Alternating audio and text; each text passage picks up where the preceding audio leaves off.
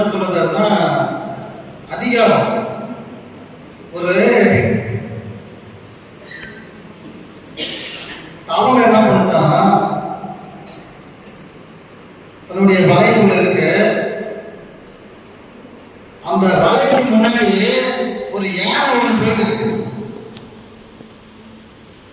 அந்த யானையை எட்டி, அதாவது அந்த வலைக்கு முன்னாடி ஒரு ஒழுங்கா வாசல் இருக்கு. அந்த தவளை வலைக்கு முன்னாடி அந்த யானை போகிறது பெரிய யானை. அந்த யானை எட்டி ஒழிக்கிட்டு காலை கொடுக்குது.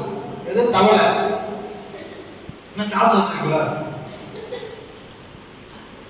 அப்ப அந்த தவளையானது எவ்வளவு சிறிதா இருக்கும், எவ்வளவு பெரிய யானையே எட்டி மிதிக்கிற அளவுக்கு பணம் எவ்வளவு அதிகாரம் கொடுக்கணும் அப்படின்னு பேசினாங்க. பணம் இருந்தாலும் அது எடுத்துல அப்படியே இருக்கும். பணம் சேர்த்து வைக்கிறவன் நைட்டுக்குள்ள போக மாட்டான். யாராவது தவறாக போயிடுவாங்களா, யாராவது தூக்கிட்டு போயிடுவாங்களா.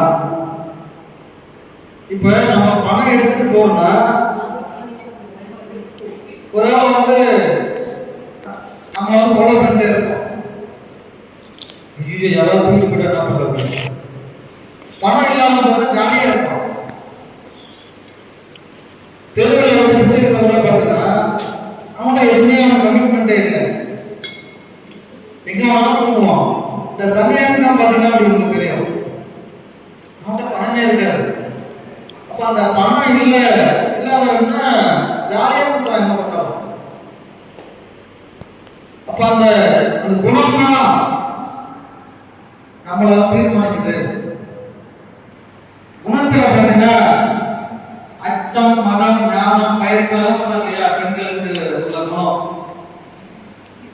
வாழ்க்கைக்கு தேவையானது குணம் தான் சொல்றோம். பணம் அப்புறப்பட்ட விஷயம். அழகை உருவாக்குவது, அன்பை கொடுப்பது, அறிவை கொடுப்பது, அறிவின் அடையாளம், இதெல்லாம் என்னது?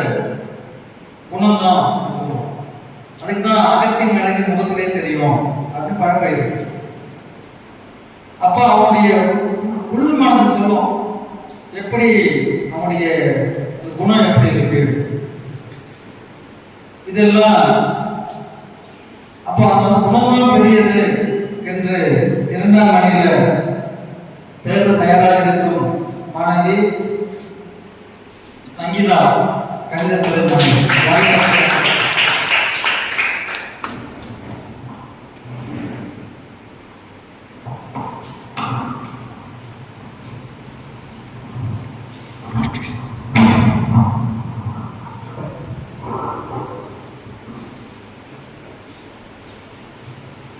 கூடியுள்ள அனைவருக்கும் என் முதற்கண் வணக்கத்தை தெரிவித்துக் கொள்கிறேன்.